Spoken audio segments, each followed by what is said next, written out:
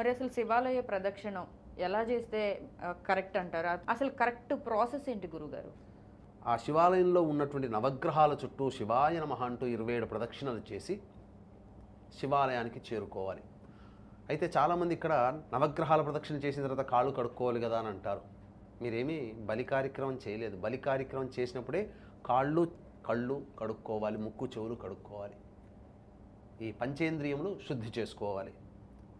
కాబట్టి ఇక్కడ నవగ్రహాల యొక్క అనుగ్రహం మొదలు పొంది ఆ తర్వాత ఆ నెక్స్ట్ ప్రాసెస్లో ఉన్నటువంటి ఆ పరమేశ్వరుని అనుగ్రహం కోసం వెళ్ళాలి. ఎందుకంటే ప్రతి మానవుడి యొక్క పుట్టుక మరణము అన్నీ కూడా మధ్యలో జరిగేటువంటి అన్నీ కూడా ఈ యొక్క సంబంధించినటువంటి నవగ్రహాల యొక్క దశాంతర దశల ప్రభావాన్ని కలుగుతాయి. కాబట్టి మొట్టమొదలు నవగ్రహాల చుట్టూ శివాయ నమః అంటూ 27 ప్రదక్షిణలు చేసి శివాలయానికి ఆ నవగ్రహాల చుట్టూ ప్రదక్షిణ చేసిన తర్వాత ముందుగా నంది దగ్గరికి వెళ్ళాలి. నంది దగ్గరికి వెళ్ళి నందీశ్వరుని చెవిలో, ఓ నందీశ్వర, నా యొక్క సంకల్పం నెరవేర్చుకోవడం కోసం ఈశ్వరుని సందర్శించుకోవడానికి వచ్చాను. ఆ ఈశ్వరుని యొక్క సేవలో భాగంగా ప్రదక్షిణ చేస్తున్నాను.